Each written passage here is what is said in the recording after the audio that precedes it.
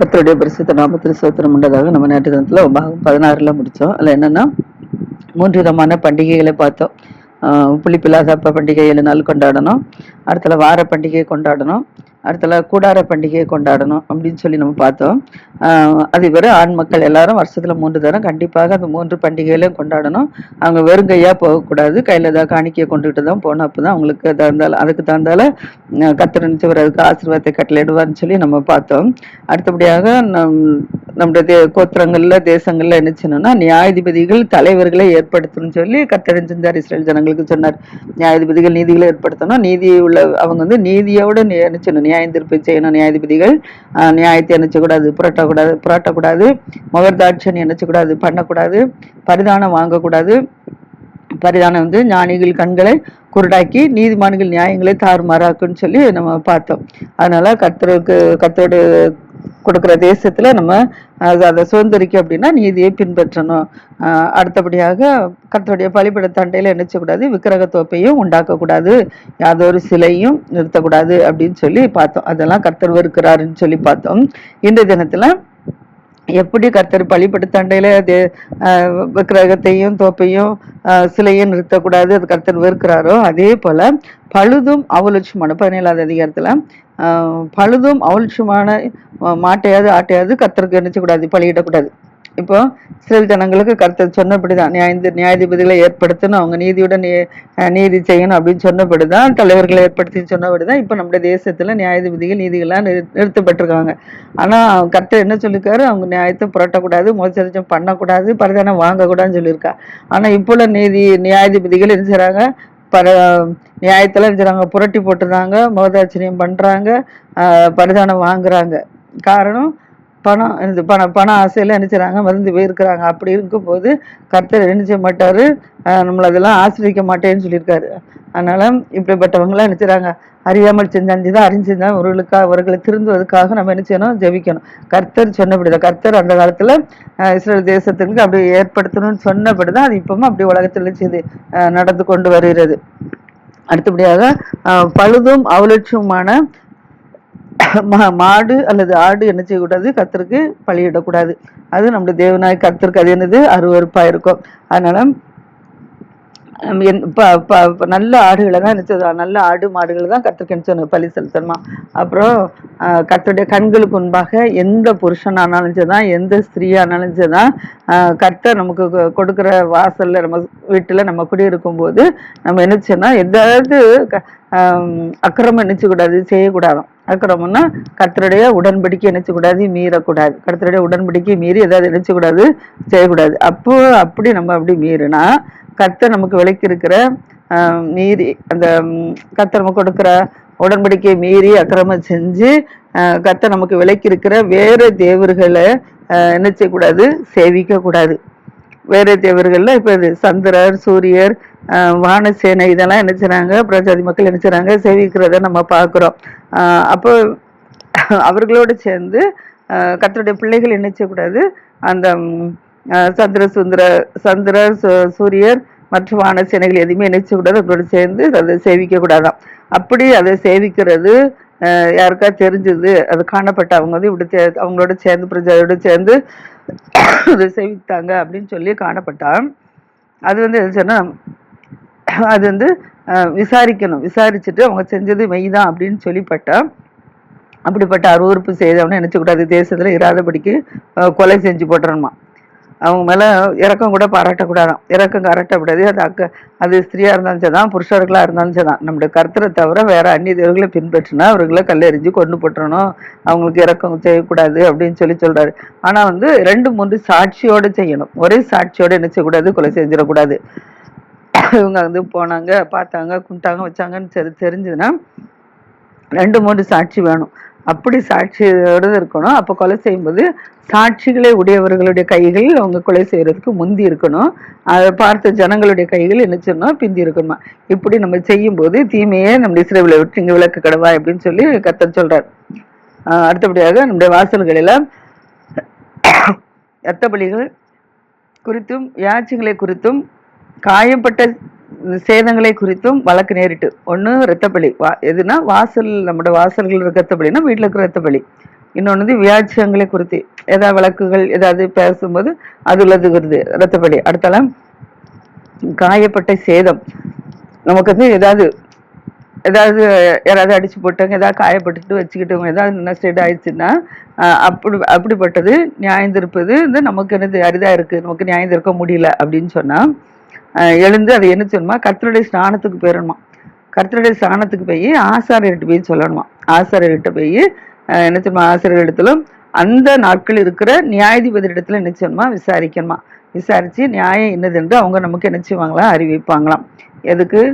வாசல்ல இருக்கிற ரத்தப்பள்ளி, குடும்பத்தில் இருக்கிற ரத்தப்பள்ளி, வழக்குல கொடுத்த ரத்தப்பள்ளி, ஏதாவது காயப்பட்ட சேதத்துக்கான ரத்தப்பள்ளிகளை குறிக்கிறதுக்கு நியாயாதிபதிகளால் நியாயந்திருக்க முடியல அப்படின்னா ஆலயத்துல போய் என்ன செய்யணும், ஆசாரிட்ட போய் சொல்லணும். ஆசாரிகிட்ட அங்க இருக்க நியாயாதிபதிகளும் சேர்ந்து என்ன செய்வாங்க, அவங்க வந்து அது வந்து நம்ம எப்படி என்னென்ன செய்யணும்னு சொல்லி அறிவிப்பாங்களாம். ஆனா அவங்க அப்படி சொல்லும் போது அந்த ஆசாரியருடைய வார்த்தைக்கு என்ன செய்யணுமா, செவி கொடுக்கணுமா. அவங்க சொல்லும் போது அந்த அவங்க சொல்ற தீர்ப்புக்கு அப்படியே நம்ம இணங்கி அதுக்கு என்ன செய்யணுமா, செவி கொடுக்கணுமா.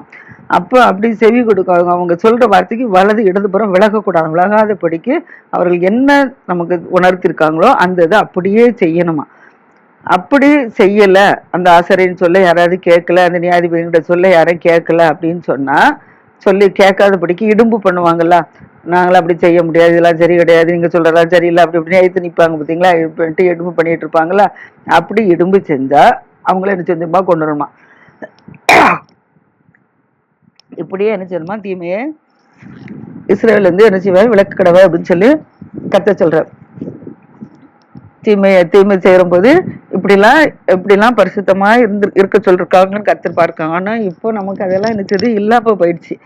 அதெல்லாம் இல்லாம போயிட்டதுனாலதான் தேசத்துல சாபங்கள், குடும்பங்கள்ல சாபங்கள்லாம் வந்து என்ன செஞ்சுட்டு இறங்கிட்டு, நாம கத்து சொன்னபடி இப்படி எல்லாமே சரியான விதத்துல நம்ம நடந்திருந்தோம் அப்படின்னா நம்முடைய குடும்பங்களிலே இந்த சாபங்களும் இப்படி வராது. அது இல்லாததுனாலதான் சாபங்கள் அக்கிரமங்கள் வந்துருது, இந்த ஆசீர்வாதம் இல்லாமபடிக்கு இருக்கிறது. அடுத்தபடியாக அந்த ஆசாரியுடைய சொல்ல கேட்கலன்னா உங்களை கொலை செய்யணும்னு சொல்லி பார்த்தோமா. அப்புறம் வந்து அப்படி செய்யும் போது மற்றவங்க என்ன செய்ய மாட்டாங்க, அப்படி செய்ய மாட்டாங்க. அவங்களுக்கு பயம் உண்டாயிரும். இப்படி சொல்லியிருக்காங்க, அவங்க இப்படி இப்படி செஞ்சிருக்காங்க, இப்படி ஆசாரண்டு வார்த்தை செய்ய கொடுக்கலன்னா இப்படி கொலை செஞ்சுருக்காங்க, நம்மளும் கொண்டு விடாங்க அப்படின்னு சொல்லி பயந்து போய் நினைச்சுவாங்க. ஆசாரண்டு சொல்ல அப்படியே நினைச்சுவாங்களாம், கேட்பாங்களாம். திரும்ப இது முடிஞ்சுது. இது வந்து நியாயம் தீர்க்கிறது. அடுத்தபடியாக வந்து ராஜா விஷயம். ராஜா அப்படின்னா இப்ப வந்து யாரு, உங்களுக்கு வந்து ஆசாரியர்கள் தான் யாரு ராஜா மாதிரி இருக்கிறாங்க. ஆசாரியர்கள் தான் கர்த்தருடைய மோசை வந்து யாரு, மோசே ஆரோன் தான் என்ன செஞ்சாங்க, ஆசாரியர்களா இருந்தாங்க. எல்லாருமே மோசை என்ன சொல்றாரோ, ஆரோன் என்ன சொல்றாரோ அந்தபடிதான் செவி கொடுத்து வந்தாங்க. இப்ப ஆரோன் இறந்து போயிட்டாரு, மோசை இருக்கிறாரு. மோசை சொல்லுக்கு அவங்க நினைச்சுறாங்க, செவி கொடுக்குறாங்க. அப்புறம் மோசை காலத்துக்கு பிறகு அடுத்தல யாராவது கர்த்தர் என்ன எழுப்புவார். அப்படி ஒவ்வொருத்தரும் அடிச்சவங்க எழுப்பாங்க. அந்த ஆசாரியங்க என்ன சொல்றாங்களோ அதை நம்ம என்ன செய்யணும், அப்படி செவி கொடுக்கணும். அப்படி செவி கொடுக்க மனதில்லை என்றால் எங்களுக்கு ஒரு ராஜா வேணும், மற்ற தேசத்துல ராஜாக்கள் இருக்கிற மாதிரி எங்களுக்கும் ஒரு ராஜா வேணும் அப்படின்னு சொல்லி நீங்க ஆசைப்பட்டீங்க அப்படின்னா, ராஜா என்னன்னா நீங்க தெரிந்து கொள்பவனே உங்களுக்கு என்ன செய்யணும், ராஜா வேணும்னா நம்முடைய இனத்துல நம்ம மக்கள்ல என்ன செய்யணும், ஒரு ராஜாவை நீங்க என்ன செய்யணும், ஏற்படுத்த. உங்களோட சகோதரருக்குள்ளே ஒருவனை என்ன செய்யுங்க, நீங்க ராஜாவா ஏற்படுத்துங்க. சகோதரன் அல்லாத அந்நியனை நினைச்சக்கூடாது, நீங்க ராஜாவாக நினைச்சக்கூடாது, ஏற்படுத்தக்கூடாதுங்கிறாரு. ஏன்னா இஸ்ரேல் ஜனங்கள் எந்த ஜாதி மக்களுக்கும் பயப்பட மாட்டாங்க. இஸ்ரேல் ஜனங்களை யாரு, கர்த்தருடைய பிள்ளைகள் யாருக்கும் பயப்பட மாட்டாங்க. அவங்க வந்து கர்த்தர் என்ன சொல்றாரோ அதன்படிதான் நினைச்சுவாங்க.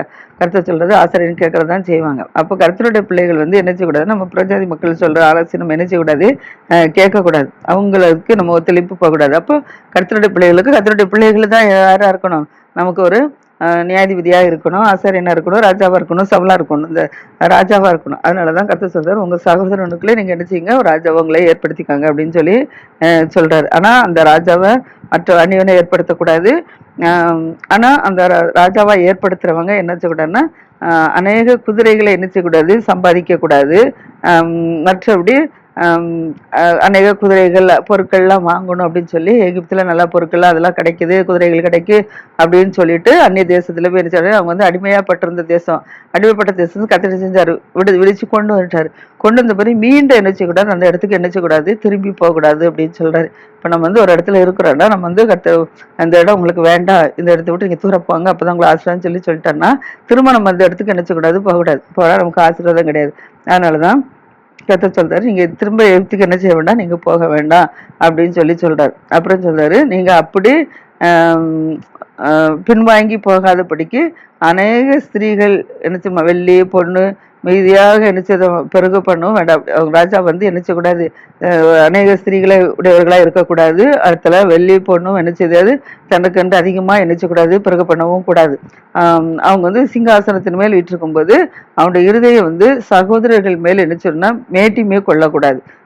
எனக்கு வந்து நான் தான் ராஜா, எனக்கு தான் எல்லாமே இருக்குது அப்படி இப்படின்னு சொல்லிட்டு நம்முடைய சகோதரனுக்கு விரோதமாக இஸ்ரவேல் ஜனங்கள், கர்த்தருடைய பிள்ளைகள் இருந்தால் கர்த்தருடைய பிள்ளைகளுக்கு விரோதமாக, அதுதான் சகோதரர்கள், அவர்களுக்கு விரோதமாக என்ன செய்யக்கூடாது, மேட்டிமே கொள்ளக்கூடாதான், பெருமைப்படக்கூடாதான்.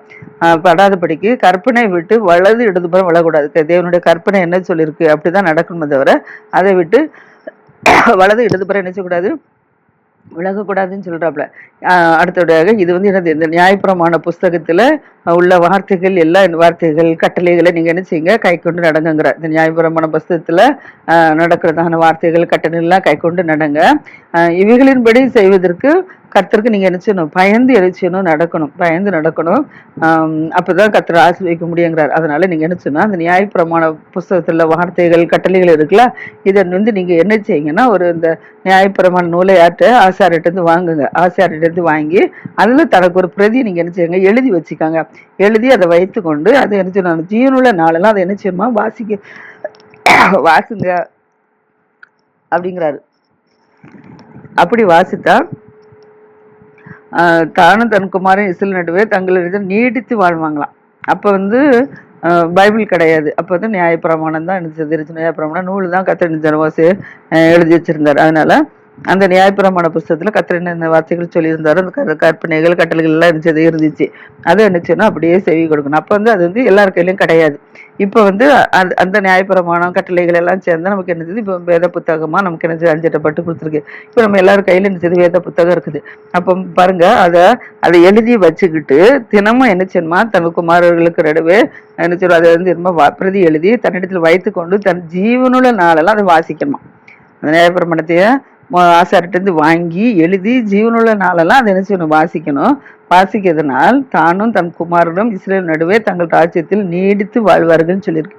இப்ப இருந்து என்னன்னா, நம்ம தினமும் என்ன செய்யணும்னா வேத புத்தகத்தை எடுத்து வாசித்து தியானித்து இங்கும் போது அப்போ நம்ம வாழ்நாட்கள், நம்ம நினைச்சோம் ஆயுசு நாட்கள் நீடித்து இருக்குமாம்.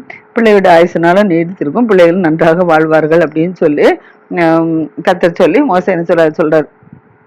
அடுத்தபடியாக 18வது அதிகாரம். 18வது அதிகாரத்துல என்ன அப்படின்னா, லேவியர்கள் ஆசாரியர்கள் லேவி கோத்திரத்துல அனைவரும் என்ன செய்வோம்னா இஸ்ரவேல் புத்திரத்துல அவங்களுக்கு பங்கும் சுதந்திரமும் கிடையாது. லேவியர்கள் ஆசாரியர்கள் லேவி வம்சத்துல கோத்திரத்தார் எல்லாத்துக்கும் என்ன செய்யுது, இஸ்ரவேல் புத்திரரோட பங்கு சுதந்திரம் இல்லாத இருக்கணும் அப்படின்னு சொல்றாரு கர்த்தர். ஏன்னா அவங்க இல்லாத இருப்பதாக, ஏன்னா கர்த்தர் தான் அவங்களுக்கு சுதந்திரம்.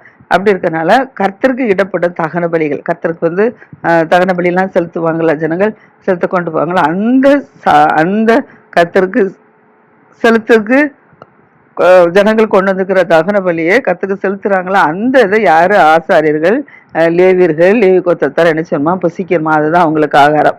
அதனால அவர்கள் சகோதரர்களுக்குள்ள அவர்களுக்கு சுதந்திரம் இல்லை. அதனால கர்த்தர் தான் அவங்களுக்கு சொல்லப்படியே அவர் தான் அவர்களுக்கு என்ன செய்த சுதந்திரமா இருக்கிறதுனால ஜனங்கள் என்ன செய்யணுமா, ஜனங்கள் பலி செலுத்தும் போதுதான் ஆசாரியன்னு என்ன செய்யக்கூடாது, கைவிடக்கூடாது. அவங்களுக்கு ஒரு பங்கு என்ன செஞ்சிடணும், கொடுத்துடணுமா. ஜனங்கள் இடத்துல பெற்றுக்கொள்ள வேண்டிய ஆசாரியருக்குரிய வரத்து. இப்ப ஜனங்கள் இடத்துல ஆசாரியர்கள் எதெல்லாம் பெற்றுக்கொள்ளலாம் அப்படின்னா, ஆடுனா அவங்கள்ட்ட இருந்து பொருட்கள் எதுவும் வாங்க, அவங்க வந்து சொத்து கர்த்தர் தான் சுதந்திரம். அதனால இப்ப இவங்க பலி செலுத்த வரும்போது பலியிடும் போது ஆடு மாடுகள்ல முன்னந்தொடை தாடை இறைப்பை இது வந்து என்ன செஞ்சிடணுமா, அவங்க பலி செலுத்தும் போது ஆசாரியனுக்கு கொடுத்துடணுமா. யார் யார் பலி செலுத்த வந்தாலும் பலி செலுத்தக்கூடிய ஆசாரியனுக்கு என்ன செஞ்சிடணும்னா, அந்த ஆடு மாடுகள்ல முன்னத்தோட தாடை இறைப்பை இதை வந்து என்ன செஞ்சிடணும், ஆசாரியனுக்கு கொடுத்துடணுமா. அதே போல தானியம் திராட்சரசம் எண்ணெய் ஆற்றுமம் எண்ணெய் இவைகளின் முதல் பலனையும் அவங்களுக்கு என்ன செஞ்சிடணுமா, ஆசாரியனுக்கு லேவியர்களுக்கு என்ன செஞ்சிடணுமா, விளைச்சல முதல் பலன் தானியமோ திராட்சரசமோ எண்ணெயோ ஆற்றுமோ எதா இருந்துச்சுன்னா அதுல முதல் பலன் என்ன செய்யணும், கர்த்தருக்கு காணிக்கையா செலுத்தும் போது அது என்ன செய்யுது, ஆசாரியனுக்கு வந்து என்ன செய்யுது, அவங்க வந்து எடுத்துக்கிடுவாங்க, அவங்களுக்கு கொடுத்துடணுமா. அப்படியே அவனும் அவனுக்கு குமாரம் இதை தான் நினைச்சுறாங்க. நிறைய சபைகளில் லேவியர்களுக்கு சம்பளம் இல்லாம விளைச்சுறாங்க. அவங்களுக்கு என்ன செய்வாங்க, அது எரிச்சு உடுப்ப விட்டு காணிக்க வச்சிருவாங்க. அவங்க வந்து என்ன செஞ்சிருவாங்க, எடுத்துட்டு போயிருவாங்க. ஆனா மற்ற திருச்சபைகள்ல என்ன செய்றாங்க, அவங்க சம்பளங்களை பெற்றுக்கொள்றதுனால என்ன செஞ்சாங்க, அதை ஏலம் விடுறோன்னு சொல்லி ஏலமும் விட்டுறாங்க. ஆனா வேத புத்தகம் என்ன சொல்லியிருக்குன்னா, லேவியர்களுக்கும் ஆசிரியருக்கும் சொத்து கர்த்தர் தான் சொத்துங்கிறதுனால அதை ஆசிரியர் கையிலே என்ன செஞ்சிருக்கு, கொடுக்க சொல்லியிருக்கு. ஆசிரியர்கள் லேவியர் கையிலே என்ன செஞ்சுமா, கொடுத்துடணுமா. பலி செலுத்தும் போது ஆடு மாடு இதுல முன்னந்தொடை தாடை இறப்பை, அதே போல என்னென்ன விளைச்சல் விளையுதோ விவசாயத்துல அதை கொண்டு முதற் பலன் என்னது, கர்த்தருக்கு காணிக்கையா செலுத்தும் போது அந்த காணிக்கை யாருக்கு, அந்த ஆசாரியனுக்கு அந்த லேவியர்களுக்கு தான். அப்ப அது கர்த்தருக்கு காணிக்கை படைச்சிருந்தோம், அப்புறம் அவங்க என்ன செய்வாங்க, எடுத்து யூஸ் பண்ணுவாங்க. அது வந்து ஏழை விடவோ இது மாதிரி என்ன செய்யக்கூடாது. அப்புறம் அவன் குமாரரும் என்னாலும் கர்த்தர் நாமத்தை முன்னிட்டு ஆராதனை செய்ய நிக்கிறாங்க. அதனால அவங்க கோத்திரத்தார் எல்லாருக்குள்ளும் கர்த்தர் என்ன செஞ்சாரு, லேவியர்களை என்ன செஞ்சாரு, தேர்ந்தெடுத்து கொண்டு எல்லா முதற் பலனாக எல்லா லேவியர்களையும் கத்தறிஞ்சாரு, கோத்திரத்தை தேர்ந்தெடுத்து கொண்டிருக்கிறார். இஸ்ரவேல்ல எவ்விடத்திலும் உள்ள நம்முடைய வாசல்கள் யாதொன்றில் தங்கின ஒரு லேவியன் இருக்கான்னு வச்சுக்கிட்டோம். நம்ம கோத்திரத்துல நமக்கு நம்ம கோத்திரத்துல ஏதாவது கோத்திரத்துல இஸ்ரவேல் ஜனங்கள்ல ஒரு கோத்திரத்துல ஒரு லேவியன் வந்து தங்கி இருக்கிறான்னு வச்சிடும். அப்போ அவனும் என்ன செய்யறனா, அந்த இடத்தை விட்டு கர்த்தர் தெரிந்து கொண்டு ஸ்நானத்திற்கு மனப்பூர்வமாக வந்துட்டாங்க. நாங்க வந்து என்ன செய்யறோம், ஒரு அந்நியன், அவங்க வேற தேசத்தை விட்டு என்ன செய்றாங்க, கர்த்தருடைய பிள்ளைகள் இஸ்ரவேல் ஜனங்கள் இருக்கிற இடத்துக்கு வந்துட்டாங்க, நீங்களே எங்களுக்கு தங்கன்னு சொல்லி வந்துட்டாங்கன்னு வச்சுக்கிட்டோம். அப்ப அவங்க வந்து மனப்பூர்வமா இங்க வந்துட்டாங்கன்னு வச்சா அவங்கள நம்ம என்ன செய்யக்கூடாதான், கைவிடக்கூடாதான். அவர்களுக்கும் என்ன செய்யணும்னா, அந்த லேவியர்களுக்கு பங்கு கொடுக்கற மாதிரி அந்த பங்குல இவங்களே தன்னோட சகோதரி போலே நினைச்சு நினைச்சணும், அவங்களுக்கு ஒரு இது என்னச்சுமா கொடுக்கணுமா. அடுத்தபடியாக அப்படிப்பட்டவர்கள் தங்களை ஆஸ்திரி விலை கிடைத்து அனுபவிக்கிறதும் இல்லாமல் சாப்பாட்டிற்கான சமமான பாகத்தையும் அவங்க நினைச்சுவாங்களாம், பெற்றுக்கொள்வார்களாம். ஏன்னா இவங்களாம் நினைச்சிருவாங்க, அந்நியர்களா இருந்தவங்க மனப்பூர்வமா வந்து கர்த்தருடைய சன்னிதானத்தில் நிற்கும் லேவியராகிய தனது எல்லா சகோதரரை பார்க்கலாம் தன் தேவனாய் கர்த்தர் நாமத்தை முன்னிட்டு இவங்களை நினைச்சுவாங்க, ஊழியம் செய்வாங்க. அப்படி ஊழியம் செய்யறவங்களை நினைச்சக்கூடாது, அவங்களுக்கும் நினைச்ச சாப்பாட்டுக்கான சமமான பாகத்தை நினைச்சுவாங்க, நம்ம கொடுத்துடணுமா. எப்படி ஒரு தேவனாய் கர்த்தர் கொடுக்க தேசத்துல இங்க சேரும்போது ஜாதிகள் செய்ய அருவறுப்புகளின் செய்ய கற்றுக்கொள்ளக்கூடாதான். இப்ப கர்த்தர் எங்க சுதந்திரமா வச்சுக்கிறாரோ அந்த இடத்துல என்ன செய்யறதுன்னா, மற்ற ஜாதி மக்கள் என்ன செய்வாங்க இருப்பாங்க, அவங்க என்ன செய்வாங்க, கர்த்தரை தொழுது கொள்ள மாட்டாங்க, அவங்க அன்ன ஜாதி தான் என்ன செய்வாங்க பின்பற்றுவாங்க. அப்போ அந்த அந்நிய ஜாதிகள் செய்யற அருவறுப்பை என்ன செய்யக்கூடாது, நம்ம அதை கற்றுக்கொள்ளக்கூடாது, அதை செய்யக்கூடாது, அதை பார்க்கவும் கூடாது, செய்யவும் கூடாது, கற்றுக்கொள்ளவே கூடாதுன்னு சொல்லி கருத்து சொல்றாரு. ஏன்னா அவங்க என்ன செய்வாங்க, தன் மகனையாவது மகளையாவது என்ன செய்வாங்க, தீக்கிடக்க பண்ணுவாங்க, அடுத்தலாம் குறி சொல்வாங்க, நாள் பார்ப்பாங்க, அஞ்சனை பார்ப்பாங்க, சூனியம் பார்ப்பாங்க, மந்திரவாதி, சன்னதக்காரன், மாய்வித்தக்காரன், செத்தவடத்தை குறி கேட்கிறவர், இவர்கள்லாம் என்ன செய்வாங்க, இப்படிப்பட்ட அந்நிய ஜாதி மக்கள் என்ன செய்வாங்க, அவங்களுக்கு இதைதான் சுதந்திரமா வச்சிருப்பாங்க. அதனால இப்படிப்பட்டதை நம்ம என்ன செய்யக்கூடாது, அவங்க நம்ம பருகில இருந்தாங்க அப்படின்னா அவங்க செய்த இந்த அருவறுப்பை நம்ம செய்யக்கூடாது. அவங்களே போல நம்முடைய பிள்ளைகளை தீக்கடக்க பண்ணக்கூடாது, அடுத்த நாள் பார்க்கக்கூடாது, நட்சத்திரம் பார்க்கக்கூடாது, சூனியம் செய்யக்கூடாது, சூனியம் பார்க்கக்கூடாது, மந்திரம் பண்ணக்கூடாது, சன்னதி செய்யக்கூடாது. அவங்க எல்லாமே செய்வாங்க, பிள்ளைச்சினம் செய்வாங்க, எல்லாம் செய்வாங்க. அதனால அப்படிப்பட்டதை என்ன செய்யக்கூடாது, குறி செத்தோர் இடத்துல போய் குறி கூட கேட்பாங்களாம். அதனால அப்படிப்பட்டவர்களுக்குள்ள நீங்க என்ன செய்ய வேண்டாம், இருக்க வேண்டாம்னு சொல்றாரு. இப்படிப்பட்ட அருவறுப்புகள் உங்களிடத்துல காணப்படக்கூடாது, இவர்களை விட்டு நீங்க என்ன செய்யுங்க, விலகணும். அதனால உங்களுக்கு தேவனாய கர்த்தர் என்ன செய்றாரு, அவங்களை உங்களை முன்னிட்டு துரத்தி விடுறாருங்கிறார். இப்ப அந்த ஜாதி மக்கள் நம்ம கூட இருந்தாச்சுன்னா அந்த இதுக்கு நம்ம ஆளாக்கி விடுவாங்க. அதனாலதான் கர்த்தர் சொல்றாரு, நீங்க போய் சேரக்கூடிய தேசத்துல முதலாவது இந்த 7 விதமான ஜாதிகளை எரிச்சு விரட்டிருங்கிறாரு. அவங்ககிட்ட அந்த அருவறுப்புகள்லாம் இருக்குது, அவர்களை விரட்டிட்டு அதுக்கப்புறம் அவங்க எடுத்து நீங்க அந்த கானான் தேசத்துல நீங்க குடியிருக்கணும் அப்படின்னு சொல்லி கர்த்தர் சொல்லிடுறாரு. நாம அதே போலதான், நம்ம இருக்கிற இடங்களை நம்ம நினைச்சு நம்ம வந்து விரட்ட முடியாது. நம்ம நினைச்சோம் பிரஜாதி மக்கள் இருக்கிற இடத்துல நம்ம நினைச்சோட இருக்கக்கூடாது. அப்படி இருந்தாலும் என்ன செய்யணும், அவருடைய அருவறுப்புகளை என்ன செய்யக்கூடாது, பின்பற்றக்கூடாது. அடுத்தபடியாக நீ தேவனாய் கர்த்தருக்கு முன்பாக நீ என்ன செய்ய, உத்தமனா இரு அப்படிங்கிறார். அதனால நீ துரத்தி விட போயிற இந்த ஜாதி மக்கள் இப்போ வந்து இவங்க எரிஞ்சாங்க, கானான் பாலந்தியான ஓடுற கானான் தேசத்துக்கு இஸ்ரவேல் ஜனங்களை வழிநடத்தி மோசை கொண்டு போயிட்டு இருக்காரு. அதை கர்த்தர் சொல்றாரு, நீ இந்த துரத்தி விட போயிற இந்த ஜாதி மக்கள் நாள் பார்க்கிறவர்கள் குலிசுரர்களுக்கு எரிச்சுறாங்க, செய் கொடுக்க ஆரம்பிச்சிட்டாங்க. அதனால அப்படி செய்யறதுக்கு கர்த்தர் என்ன செய்யலாம், உத்தரவு கொடுக்கல அப்படின்னு சொல்றாரு. கர்த்தருடைய பிள்ளைகள் இப்படி இதுக்கு எரிச்சுறாங்க, நாள் பார்க்க இதுக்கெல்லாம் செவி கொடுக்க ஆரம்பிச்சிட்டாங்க. அதனால இதுக்கெல்லாம் நினைச்சக்கூடாது, செவி கொடுக்க கூடாது, அதுக்கெல்லாம் கர்த்தர் உத்தரவு கொடுக்க மாட்டார் அப்படின்னு சொல்றாரு. அதே போல ஒரு தீர்க்கதரிசி வந்து எழும்புறாங்கன்னு வச்சு, நம்ம சகோதரருக்குள்ள ஒரு தீர்க்கதரிசி எழும்புறான்னு வச்சுக்கிடும். அந்த தீர்க்கதரிசி எழும்புனா அந்த சகோதரர் வந்து கர்த்தர் எழும்ப பண்ணுவார். அப்போ அவர்களுக்கு நினைச்சக்கூடாது, செவி கொடுக்கக்கூடாது. எப்படின்னா, கர்த்தர் என்னை போல ஒரு தீர்க்கதரிசியோ உனக்காக நடுவிலிருந்து சகோதரர் எழும்ப பண்ணுவார், அவருக்கு செவி கொடுப்பீர்களாக அப்படிங்கிறார். மோசேயை போன்று ஒரு தீர்க்கதரிசி கர்த்தர் எழும்ப பண்ணும்போது அவருடைய வார்த்தைக்கு நம்ம என்ன செய்யணுமா, செவி கொடுக்கணுமா. ஏன்னா ஒரு விலை சபை கூட்டப்பட நாள்ல கர்த்தர் நம்ம சாகாதபடிக்கு கர்த்தருடைய சத்தத்தை நம்ம எல்லாரும் என்ன செஞ்சோம், கேட்டோம். கர்த்தர் பெரிய அக்கினியை என்ன செஞ்சாரு, அனுப்புனாரு. அதுல இருந்து கர்த்தர் நம்மகிட்ட வந்து வாக்கு கொடுத்திருக்காரு. அதன்படி நம்ம நினைச்சோம்னா அந்நிய தெய்வத்தை நினைச்சக்கூடாது, பின்பற்றக்கூடாதுன்னு சொல்லியிருக்காரு. அதனால ஒரு தீர்க்கதரிசி வந்து இப்ப நமக்கு நல்ல நல்ல வார்த்தைகளை சொல்றாங்களா இல்லையா அப்படின்னு நமக்கு தெரியாது. அதான் சொல்றாரு, மோசே போன்று ஒரு தீர்க்கதரிசி முக்கில் கர்த்தர் நினைச்சு எழும்ப பண்ணுவாராம். அவர்கள் வாயில கர்த்தருடைய வார்த்தை நினைச்சு வைப்பாங்களாம். அந்த வார்த்தைகள் செல்றதெல்லாம் நம்ம நினைச்சோமா கேட்டு நடக்கணுமா. ஆனா வந்து ஒரு சிலர் என்ன செய்வாங்கன்னா, அந்நிய தீர்க்கதரிசனம் சொல்லுவாங்க, கர்த்தருடைய வார்த்தை சொல்லாதபடிக்கு இதை ஏதாவது சொல்லுவாங்க. அப்ப நம்ம வந்து உண்மையான தீர்க்கதரிசி பொய்யான தீர்க்கதரிசி எது நமக்கு தெரியாது. அதுக்கு நம்ம என்ன செய்யணும் அப்படின்னா, இப்ப கர்த்தர் வந்து கட்டளையிடுறாரு, கர்த்தர் வந்து சொல்ற வார்த்தைகளை வந்து அவர் தீர்க்கதரிசி சொல்றாங்கன்னு வச்சுக்கிட்டோம், சொன்னா அந்த வார்த்தை என்ன செய்யும், நிச்சயமா என்ன செய்யும், நிறைவேறும். அப்போ அந்த நிறைவேறினா அந்த அந்த தீர்க்கதரிசி உண்மையான தீர்க்கதரிசி. இப்ப கர்த்தருடைய நாமத்தினால சொல்ற வார்த்தைகள் கர்த்தருடைய நாமத்தினால சொன்னா அந்த தீர்க்கதரிசனம் நிறைவேறும். ஆனா கர்த்தருடைய நாமத்தினால சொல்லாதபடிக்கு ஒரு தீர்க்கதரிசனம் சொல்றாங்கன்னு வச்சுக்கிட்டோம், அது வந்து நடக்கவே இல்லை. கர்த்தருடைய நாமத்தின்படியும் சொல்லல, அவங்க சொல்ற காரியங்கள் எதுவுமே நமக்கு நடக்கவும் இல்லை, நிறைவேறும் போல. அப்போ அது வந்து கர்த்தர் சொன்ன வார்த்தை கிடையாது, அந்த வந்து பொய்யான தீர்க்கதரிசனம். இப்படிப்பட்ட வார்த்தை இந்த தீர்க்கதரிசி என்ன செய்யறான், துணிகரத்தினால என்ன செய்யறான், தன் வாயினால சொல்லியிருக்கிறானா. அப்படிப்பட்டவனுக்கு நம்ம என்ன செய்யக்கூடாதான், பயப்படக்கூடாதான். கர்த்தர் என்ன வார்த்தை சொன்னார், கர்த்தருடைய நாமத்தினால என்ன வார்த்தைகள் தீர்க்கதரிசிகள் மூலமா வாயில வருதோ, ஆசிரியர்கள் மூலமா வருதோ, அந்த வார்த்தையை நம்ம என்ன செய்யணும், கடைபிடிக்கணும். ஆனா அது நிறைவேறலன்னு தெரிஞ்சதுன்னா அந்த வார்த்தையை நினைச்சுக்கூடாது, கடைபிடிக்க கூடாது. அப்படிப்பட்டவர்களுக்கு நம்ம நினைச்சுக்கூடாது, பயப்பட வேண்டாம். தான் பொய்யான தீர்க்கதரிசனம் சொல்றாங்களா, அவங்களுக்கு ஏன் பயப்படனால இப்படிப்பட்டவர்களை என்னை விட்டு என்ன செய்யணும், நீங்க விலகிருங்கன்னு சொல்லி கர்த்தர் சொல்றாரு. இப்ப நம்ம பார்த்ததான இப்படி கர்த்தருடைய வார்த்தைக்கு மாத்திரம் நம்ம செவி கொடுக்கணும். கர்த்தர் என்ன சொல்லியிருப்பாரு அதை தான் பின்பற்றும் தவிர அந்நிய தேவர்கள் இருக்கிறாங்க எதுவுமே பின்பற்றக்கூடாது. அந்த மக்களோடு நினைச்சக்கூடாது, ஐக்கியம் வைக்கக்கூடாது. அவர்கள் வச்சா நம்மளை திசை திருப்பி வருவாங்கன்னு கர்த்தர் சொல்லியிருக்காரு. இஸ்ரேல் ஜனங்களுக்கு சொன்னது நமக்கு சொன்னதுதான். கர்த்தர் தான் வந்து ஆசீர்வாதம்.